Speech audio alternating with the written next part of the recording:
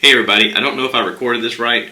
Earlier I started the podcast and I was talking for a good 5 minutes about a coworker, a guy named Marcus Blakely. Yesterday they had a fire and they lost everything. He has a son that's 10 years old and two daughters that are 8 and 6, and they're going to have to start over. If you're in the community and you know that you maybe have some clothes that you can help out with, go on my Facebook, follow the link, find Marcus Blakely. What they really need though is money. It'd be the easiest way to help out. I downloaded the Cash app. I've heard Joe Rogan talk about it before with the Pygmies in Africa thing with the Fight for the Forgotten charity, and I've never downloaded it. I've listened to him talk about it a lot, but it's a free app. You can download it. You just tie a debit card to it. It's all secure, everything like that, and just donate something. $5, $10, $20, $100, whatever. It adds up. Every little bit adds up. His code is $, it's all lowercase, MBLAKE 8727.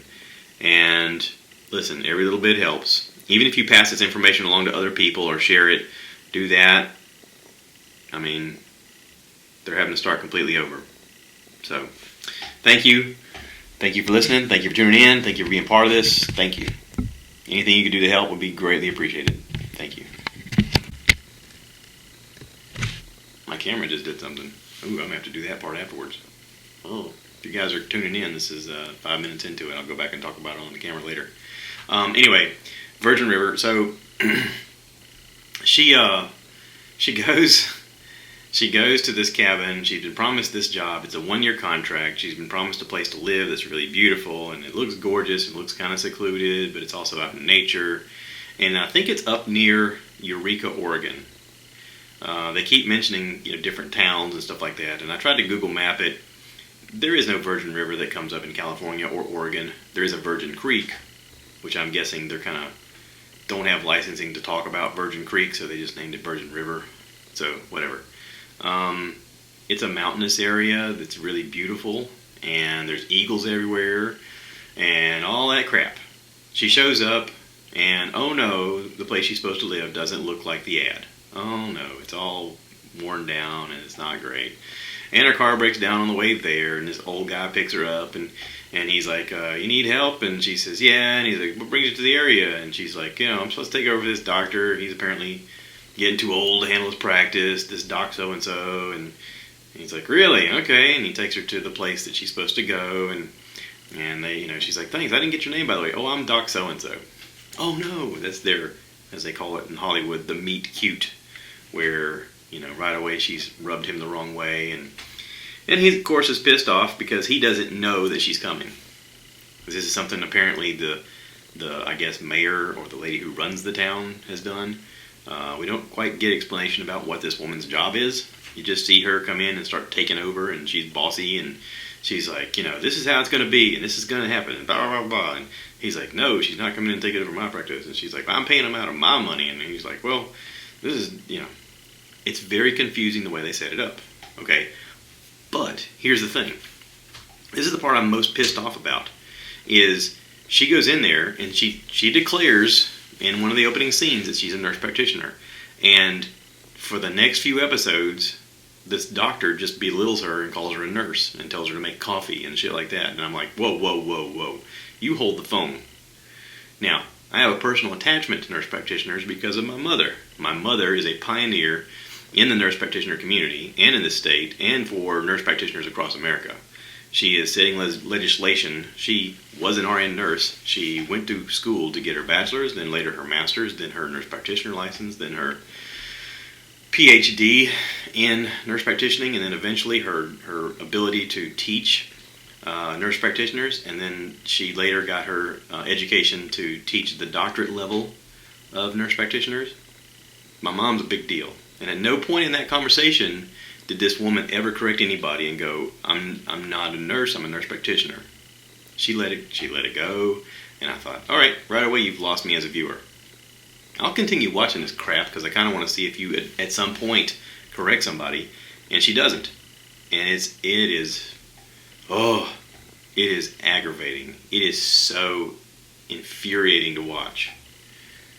The rest of the show is a Hallmark show. It's really crappy done, and it's sappy, and if people like it, that's great.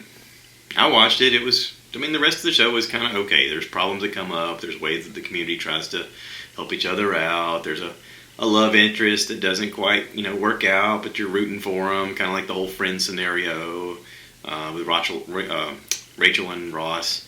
But these two characters, are kind of at a distance, and they kind of like each other, but he's in a relationship, but he's not sure if he wants to be, and then she ends up pregnant right about the time he tells her he don't want to be with her, and it's a whole thing, and it's just, meanwhile you meet other characters, and there's drama involved, and if you're into that kind of crap, you're going to be sucked in, you're going to be like, oh, I can't wait to watch the next one. It's a soap opera, okay? They're all soap operas. Every show that I'll watch is a soap opera.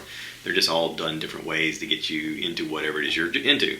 It could be about space. It could be about time travel. It could be about, you name it. They're all soap operas. Some are designed around cop shows. Some are designed around medical shows, like Grey's Anatomy. It's just a soap opera with medicine. But this is a crappy show. It is a self-indulgent, crappy show that if you're into that kind of stuff, you're going to be like, nah, I get it. It's fine. But the one thing I can't get past is the nurse practitioner nurse thing. Okay? There's a huge difference between just being a nurse and being a nurse practitioner. There's a lot of education in between there. A lot. And there's a lot of certification that has to be done. There's a lot of tests you have to pass. A lot of, boards you have to go in front of and be approved for your position. And in the state of South Carolina, you as a nurse practitioner, you have more rights than a nurse. You are basically a doctor. You can handle patient care. There's a lot of things you can do. There's some things you can't do because you're not technically a quote-unquote doctor, but you could have a doctorate in it, and there's a lot of things you can do. You can see patients. You can treat them. You can help them. You can prescribe medicine. There's all kinds of stuff you can do. Okay? And the fact that they glaringly just bowl over the nurse practitioner position pisses me off so bad. And I'm not going to watch the next season. Like, I finished watching the season because I kept waiting for some point for them to go, hold the door. Like, I'm going to finally have, I kept waiting for her to put her foot down and say, I've had enough of this nurse crap. Like, but she didn't do that. She did not one time do that. So, not a real fan. Not a fan of the show.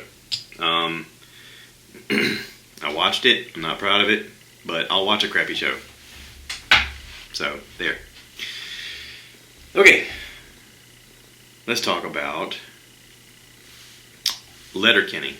Is anybody watching Letterkenny? I know that my brother-in-law Charles is watching it. He's actually the one that gave me his Hulu password years ago to watch it, and they must have changed their thing. I don't have his password anymore, but I'm able to watch it through a Fire Stick thing. My buddy downloaded it for me. Season 8 is out.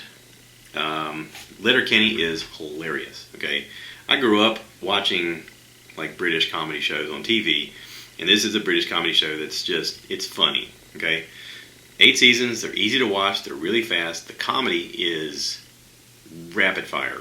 I mean, it reminds me a lot of British humor, but this is a series that took place in Canada.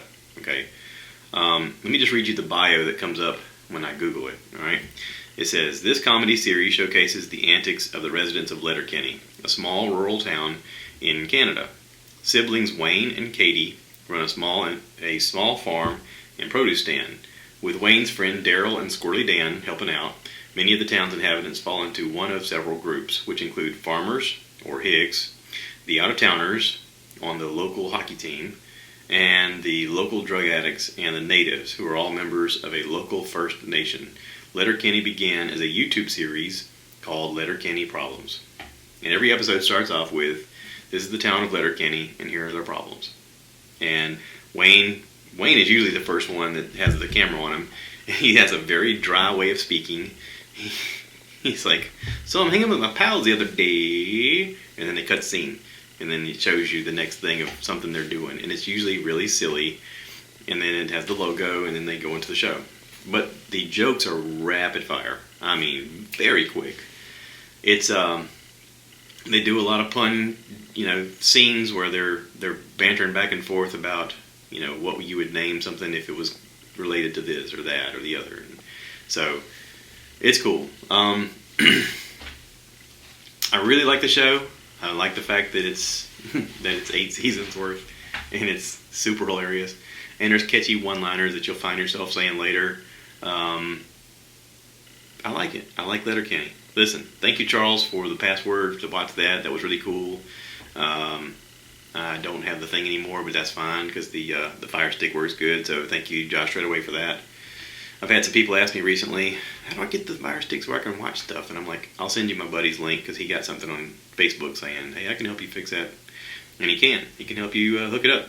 So if you're looking to get some extra oomph out of your Fire Stick, go on my Facebook and look up friend list Joshua Treadaway. He's got a post about it. So, or send me a question and I'll link it to him. Okay. Let's talk about a movie that I watched. I did watch a movie using the same Fire Stick, since we're talking about the Fire Stick. Does everybody remember the big blockbuster that came out in 2019? It was supposed to be a really big deal. It's called Ad Astra, Adastra. It had Brad Pitt. It has a stunning cast of people. Brad Pitt was like the main guy. He's like a spaceman. Does anybody remember that? The Spaceman movie? I mean, I know he had that one. He won the award for the Once Upon a Time in Hollywood, the Quentin Tarantino movie with, whatchamacallit, Leonardo DiCaprio. But this is the space movie that he had, okay? It's Brad Pitt, Tommy Lee Jones, another huge hitter. Everybody remember Fugitive? This Ruth Negga, she is, I've seen her, like immediately when I saw her on screen, I'm going, I know her. Where have I seen her from? She's on that show, The Preacher, that was on FX. She is of Ethiopian/Irish descent, but she has a very, I want to say she has like a British or French way of speaking. But then in the show, in The Preacher, she has a very southern accent, and in this one she has just a regular English accent, like a regular American accent, I guess you'd say. She's very beautiful. I looked her up. She's like 38 years old, but she looks like she's maybe in her 20s. I mean, geez. Genetics and facial creams have worked really well for her. Donald Sutherland is in this. Everybody remember Donald Sutherland from every movie for the last 30 years? Yeah. The younger generation probably knows him as the bad guy in Hunger Games. Okay. So, Liv Tyler, Steven Tyler's daughter, Armageddon. Everybody remember Liv Tyler? John Ortiz. I mentioned him before. He's on that series Messiah. He's the preacher that Messiah comes to. Very interesting actor.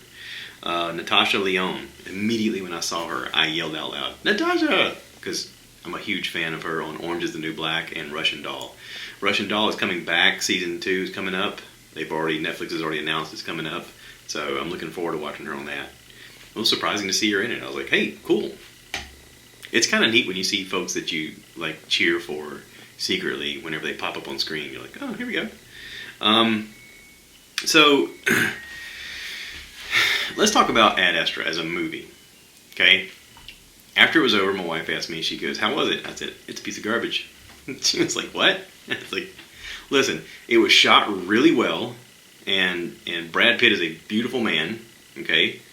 Listen, I'm 45, I'm comfortable in my sexuality enough to say that Brad Pitt is a beautiful man. And I don't think there's anybody out there that would be like, nah, he's a sack of garbage. No, he's a beautiful man, okay? And when there's slow motion scenes of just looking at him on the screen, I'm like, oh, this is okay. I could just watch him. This is the genetic lottery. I mean, this guy won it. If you had a definition of charmed life, it's probably got a picture of him next to it.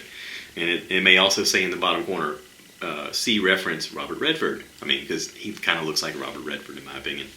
But anyway, it's a piece of garbage movie. He's supposed to be this. Okay, if you give a shit about watching this movie, don't listen to my review. He's supposed to be this space guy whose dad is Tommy Lee Jones, and Tommy Lee Jones apparently doing on some space mission, some deep space mission where this is in the future. where we have people actually mining on the moon for minerals, and we have people launching from the moon because of the low gravity to go on to Mars. And then once you're at Mars, people are mining there for minerals, and they're using Mars as also a launching point to do further space exploration or further mining on asteroids. And it's a space adventure. They go off into space looking for his dad. And not for any,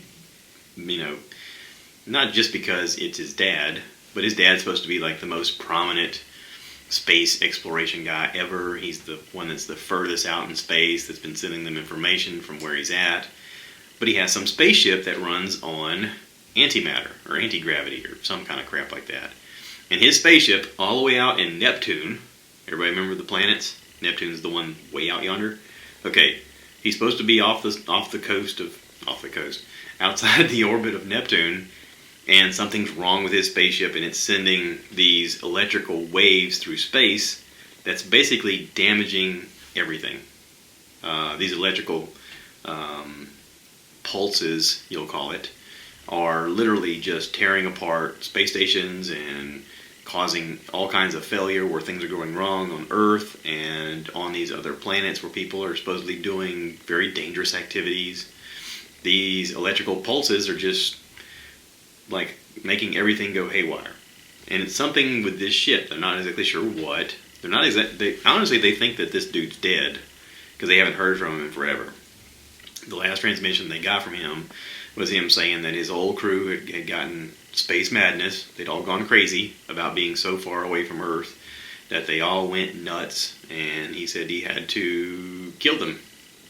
And so the adventure begins. Brad Pitt apparently is supposed to be, his character is supposed to be, I guess, they didn't even talk about it, but they're supposed to be like in a relationship with Liv Tyler, and then there's a scene where she's walking out the door and she sets her keys inside the house as she walks out the door, like I guess she's leaving him. They don't talk about it, they don't reference it. You don't even hear her voice until like an hour into the show, and he's watching like a home video on a clear iPad looking thing, a futuristic looking iPad thing. And then you go, oh wait, okay, so they must have been in a relationship, and I don't know. It's the special effects are cool. Okay, there's elements of the, I'm looking at it from production side, okay, there's elements of the anti-gravity situations where things don't work the way they should in those gravity situations. Things are happening on the moon that don't follow the laws of the gravity that they're in. I'm sure Neil deGrasse Tyson has probably ranted about this at some point on YouTube or on somebody's podcast about what a pile of garbage this thing is. There's all sorts of rules of what they're doing that don't quite follow the gravity of what they're in. I mean literal gravity, not the moment, but physical gravity. There's a scene where he's on Mars and he's swimming in this water, and I'm like, okay, where'd the water come from, dude? Are we just to assume that maybe there's an underground water table and you're just swimming in it and everything's fine? And now you're climbing up the side of this thing where Mars, apparently their gravity's way different, but you seem to be okay. Everything seems to be fine. There's a launch pad on top of this water for some reason. I don't know. I have all sorts of problems with it. There's a scene with the guy inside this spaceship. This guy shoots a gun. Why would you have a gun inside of a spaceship? And when you shoot it, the bullet goes somewhere, but you don't show where it eventually penetrates part of the hull. I don't know. There's all sorts of problems with this. Beyond the physics of it, the story that this guy would go all the way to Neptune somehow. At one point, he's in the spaceship, like they document 79 days by himself, and he seems to be okay. Try spending one day in a room by yourself. Just one day. Okay? You got gravity and everything else to keep you somewhat occupied, and you might make it a day. 79 days by yourself. I don't know the math on it. I don't know if that even works out mathematically. But somehow he travels through space and, oh look, there's my dad's ship. I'll just jump out of my ship and head towards you. you know, I hope that this movie, like if someone young watches this movie, they watch it and they go, oh, I want to try that. Maybe this is like an ad for Space Force. Maybe this is what's going to inspire young kids to be like, I want to be an astronaut. I want to be in NASA. I want to go to space. This be cool. Okay, yeah, sure. Go for it, man. That'd be awesome. The character, the lady I talked about, Ruth Negga, she apparently in this show was born on Mars. She says she came to Earth once and it was beautiful, and then she went back, and now she runs this base in Mars. And I'm like, okay, at no point do we even discuss the fact of what the gravity does to you of living on Mars, or what the air quality has to do with you, or at no point is any physical difference in you. None. No discussion about it. Just glazed over all of this. I don't know. There's too much technical stuff they don't talk about of how this all works and the way it works. When you're watching it, you're just like, at any given moment, you're looking at the screen going, okay, I call bullshit. I mean, this is just, no, I don't buy it. I think that Brad Pitt is a phenomenal actor. I think that with the right project, you could buy him as a spaceman. I mean, if you let go of all that other crap that I just mentioned, I mean, he's a spaceman. You know, good for you, spaceman. Anyway, so there you go. There's my review of Ad Astra. I listened to a few podcasts. I listened to the Bertcast, episode 382. Bert Kreischer interviewing Craig Ferguson. Many of you may remember Craig Ferguson from the Drew Carey Show. He was the boss at the little place where they worked in Cleveland with Mimi. British accent. He had his own television show for a while where he was the host, Late Night with Craig Ferguson. It came on after David Letterman. He talks about how he got that position, how he got sober in '92. He talks about going vegan years ago. He talks about his anxiety over flying, how he got his pilot's license so that he could get over his fear of flying. And Bert said, did it help you? He goes, oh, no, absolutely not. He starts talking about some of the terrifying things he did whenever he was learning to fly, and how it really didn't help his anxiety, but he understands more about what the plane does in the air. And at one point he actually says what you have to understand is the air is not really air, it's like a liquid. And he goes into this description about it, which is pretty interesting if you understand what he's talking about. Craig Ferguson ended up with this talk show kind of as a weird situation with David Letterman. David Letterman was on one channel for a long time, and he got to be like the number one late night talk show. And this other television company, I don't remember who, went after him, and they headhunted him and basically told him, we're going to give you this much money. And he said, I also want 2 hours of airspace the whole time that I'm on the air. Between the hours of, I think he said 11:30 and 1:30, I want that to be my time. I get complete control over it. And they had a production company called Worldwide Pants. Well, Craig Ferguson's show, they actually had the idea of, Dave Letterman's going to go from 11:30 to 12:30, and then we're going to have this hour slot afterwards we got to fill. They basically came up with the Craig Ferguson show. They had an interview process, and they had people talk about what they were going to do, and they eventually decided on Craig Ferguson. And basically he had no boss except for David Letterman's company. David Letterman and his company.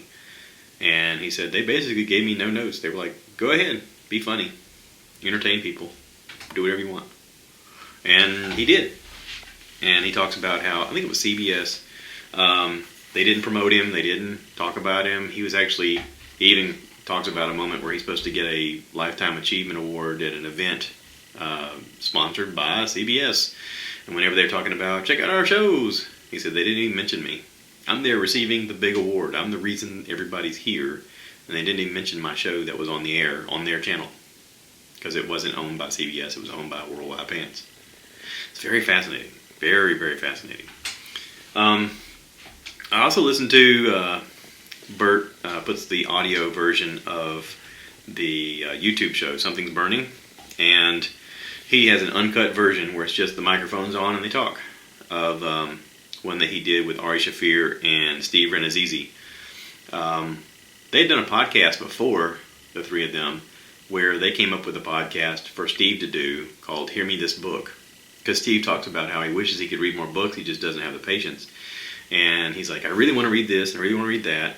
And so they started playing a game where they were talking about, well, I read that book, and this is what I remember. And then of course the other guy's like, I've read that book. That's not what it's about. And he goes, oh, but that would be a cool podcast idea. He's like, you could just have guests on and talk about books they've read, but they don't quite remember exactly, and it would make a fun, fun discussion. And he's like, that would be cool. So apparently his podcast now is doing really well, and so Bert came up with the idea, and now it's Steve's thing. Like, he's running with it. This Hear Me This Book podcast. I haven't downloaded it, but I'm interested. I'm definitely interested. If you're wanting to check that out, be sure to check it out and let me know how it is. I mean, give me some feedback. I probably won't listen to it because I got so many other things that I've got. There's only so many irons you can put in the fire, as they say. So, but yeah, check this out. I think you're going to like it. I watched this one on YouTube whenever they did it, and they apparently do this grilling thing at Bert's house, and they're having to fight with the landscapers that are at the house next door, and at one point they come in his backyard, and he's like, guys, I got a production crew here, like, can you not do this right now? And planes are flying overhead, and Ari's being a jerk, and he's like throwing food into the pool, and it's just a fiasco. But these guys are friends, and it's, at the end of the day, it's really just friends hanging out and doing this thing. So it's interesting to listen to. But yeah. So I guess what I have to say since the last podcast is I've watched a lot of crap on TV, except for Letterkenny. Letterkenny was awesome. The Letterkenny stuff, they're only like 30-minute episodes, and I think there's only like 7 episodes in season 8, and you can blow through them. It's really rapid fire and quick. There's a lot of hockey reference. This kind of makes me want to ask Jan if he's watched this show. Some of you may remember the podcast I did with Jan Vidroska, another coworker. He played hockey professionally in his country, Germany, Italy, France, Canada, America, and I'd be interested to hear what he has to say about the show, just from a hockey standpoint, but also a comedy standpoint, because there's some French in here because they're in Canada. There's French provinces nearby, and there's some bantering back and forth between hockey players, and there's a whole dynamic of season 7 that has to do with hockey that's pretty funny. But yeah, anyway, so I'm going to wrap this up. We had a great birthday party last night with a friend of my wife's, Lori Shaw. Happy birthday, Lori. We had a wonderful time. We went downtown Florence, which I don't normally leave the house at night because I have to get up so early most of the days. And yesterday I got up at 3 a.m. But we were supposed to meet for dinner and drinks at a place called Jazz on Dargan. Our downtown area has 2 main roads, Dargan and Evans. And Dargan, for years, has been kind of the rundown part of town. Well, there's a revitalization thing that's been going on, and really nice restaurants and bars and stuff like that have started opening up in that area. And they've beautified the place. They've done a lot of work and spent a lot of money making the place look great. It's very well lit. There's a rooftop bar downtown now called, what is it? I think it's called Rooftop Bar. There's a place called the Dispensary. There's a place called the Tap Room. There's, all these neat little places to kind of hang out at night. And kind of the one thing they're missing, though, is decent parking. But anyway, we met some friends downtown. We went to this jazz club, and I've mentioned before that I felt like jazz music is something that I should be more into at this age. I mean, I'm 45, and jazz music is kind of one of those things that eventually I think dudes are supposed to get into, kind of like smoking cigars or being comfortable drinking coffee black um, you know, stuff like that. But I don't own any jazz. At no point do I ever select jazz on my music scenario. If I ever have, like, Amazon Music or, whatever, XM Radio. But listen, we had fun last night, and those dudes were great. There was a guy playing the trumpet. Holy cow, he could play the crap out of that trumpet. I took some video with my phone, but I kept forgetting to hit record on the best parts because I was just in awe. Like, I'd look over and my mouth would just be... Because it was like, holy cow, look at this guy play. So yeah, incredible. The place is very small. It's a narrow bar. We actually had to sit with our backs against the wall on this couch thing that was like made into the wall, a little tiny table in front of us. And I would say that the place maybe at max capacity holds about 50 people. And there were definitely 50 people in that place last night. But the band was incredible. We had fun. The prices are really nice. We had some food and we had some drinks, and the prices were pretty reasonable. The drinks were good. The crowd was great. Good mixture of folks around town, and everybody dressed up a little bit. I actually wore like this nice pink checkerboard shirt that my wife got me. It had a little... What's the company with the little whale on the logo? I can't think of it. It's some fancy shirt. It's way overpriced from anything I would ever buy, but it was a gift for Father's Day one year from the kids. Still fits, but looks great, and it's nice to get dressed up once in a while and go out in town and hang out. And I'm guilty of being a homebody, but this was really cool. I kind of think now that the next time my buddies come to town, we need to go downtown and hang out there, and maybe a couple other places, and just walk around and check them out. We also walked nearby to a bar called The Loft. We were looking for somebody they knew as a friend that works there. They weren't there, but it was very beautiful inside, very casual, laid back, good music playing. Then we walked down the road a little bit to a place called Victor's that has a hotel. It's a restaurant and bar with a hotel kind of built around it. There's also a spa there. But we went into the bar area looking for somebody that they knew. They weren't there, but we were like, hey, this is kind of nice and very elegant. And we ordered some drinks, and it was cool.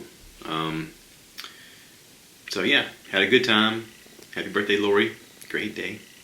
So yeah, today we're going to go on a road trip. We got to go to Augusta.